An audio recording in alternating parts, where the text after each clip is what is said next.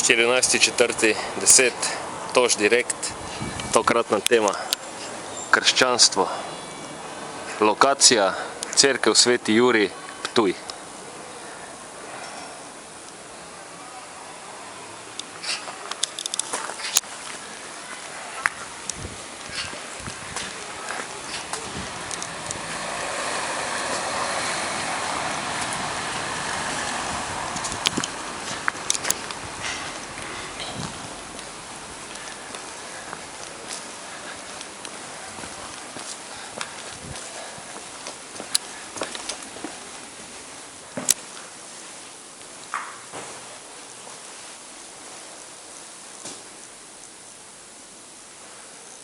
Krščanstvo je osrednja religija našega prostora.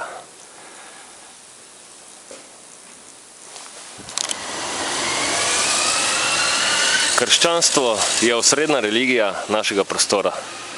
Dejansko je deležno zelo velike pozornosti, toda ima kar nekaj kapitalnih pomanjkljivosti. V tokratnem direktu jih bom naštel, obdelal in podal tudi konkretne predloge, kako se teh zablod religije rešiti. Torej, prva velika zabloda krščanstva je ime. Po vsej logiki prevajanja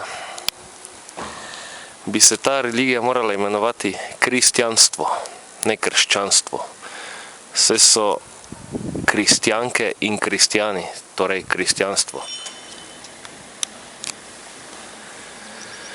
Krščanstvo dejansko izhaja iz izraza krš, ki tukaj, vsaj na Štajerskem, pomeni nekaj uničenega, slabega, nekvalitetnega, neprimernega.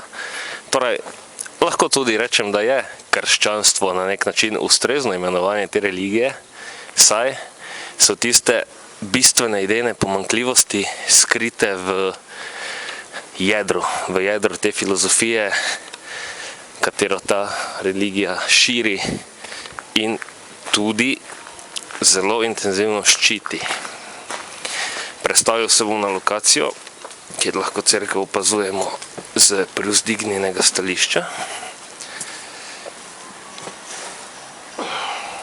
Torej, to tako imenovano krščanstvo je v preteklih tednih, mesecih, letih deležno zelo veliko obtožb glede pedofilije. Pedofilija je pojav, ki se v moških, predvsem moških, pojavi takrat, kadar nimajo ustrezno zadovoljenega libida. Vsekakor so to duhovniki, saj jih celibat potisne v ta položaj, kjer je tako imenovano uživanje ženske in tudi spolnostnih radosti prepovedano. To je tisti vzrok, tisti poglavitni vzrok, zaradi katerega duhovniki spolno iztirijo in se izživljajo nad otroci. In ker nam ta vera tudi na nek način vsiljuje, da moramo biti etični in moralni, je smiselno, da začnemo problem obdelovati kar v samem jedru. Po eni strani vera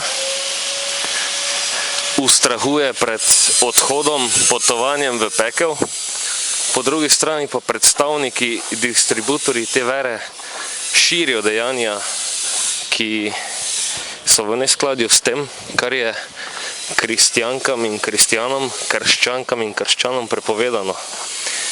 Torej že tukaj pride do neskladja med učenim in prakticiranim.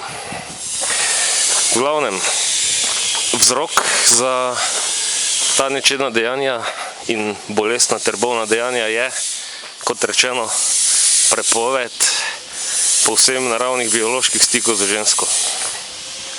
Moškega z žensko, v tem primeru duhovnika. Za strnitev vsebine tokratnega direkta je smiselno povedati tole. Krščanstvo je torej religija, skupek idej in dejanj, ki vernice in vernike nagovarja k temu, svoje idejne ter tudi tvorne svetove je treba prilagajati dogmam, nanašajoč se na lik, tudi lahko v nekem oziru simbol, ki po naravni logiki sploh ne more obstajati. Svoje ideje in dejanja je treba prilagajati nekomu, ki se v našem običajnem svetu ne bi mogel roditi, saj mati le tega ni oplojena in niti ne, rečemo temu takole, razdevičena.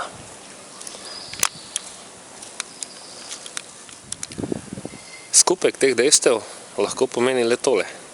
Krščanstvo je religija distribucije irealnih idej in nagovarjanj k dejanjem, ki se nanašajo na izgubo lastnega jaza.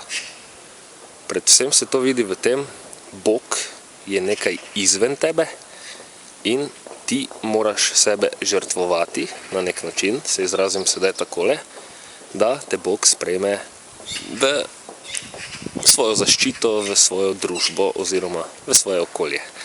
Torej to pomeni, tako gostilniško povedano, kajti gostilniške modrosti so pogosto zelo realne, da je življenje dejansko trpljenje. Rodil si se zato, da boš trpel in boš morda nekega datuma se znašel v nebesih. In to je tista bolestna ter tudi bolana ideja ter tudi početje krščanstva. Zato je zdrav tisti, je zdrava tista, ki se od krščanstva ustrezno distancira. In za dodatek pike na i tokratnemu direktu je posebej treba opozoriti na dejstvo, da je v krščanstvu lik ženske zelo zatiran.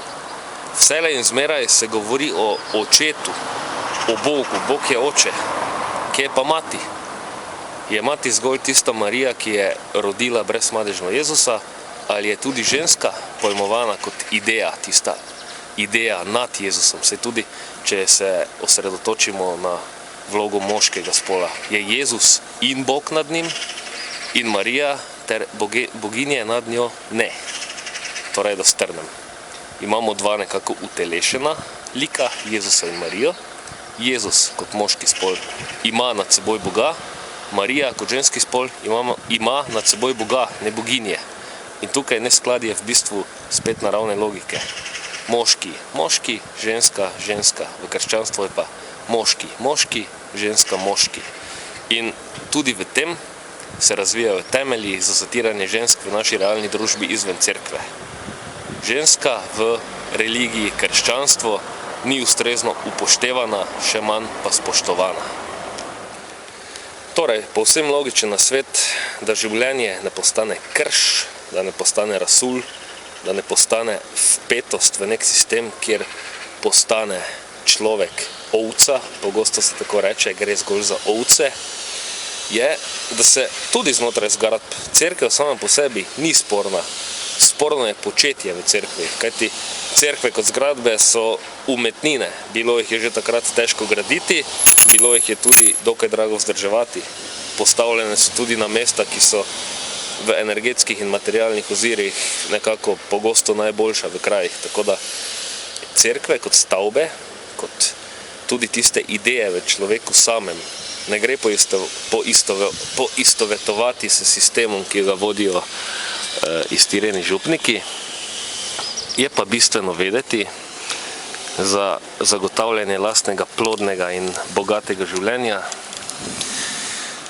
najdeš lahko, ali si moški ali si ženska, tiste ideje v sebi, jih v cerkvi z uživanjem nekih lepot arhitekture oplemenitiš, nikakor pa se spustiti v sistem, kjer svoje življenje daruješ neki ideji, ki je biološko neobstojna in ob vsem ponižuje tudi bit ženskega spola. Če že govorimo o božjem, o božanskem, moramo upoštevati boginjo in Boga. Upoštevanje zgolj Boga je bolestno in bolano početje.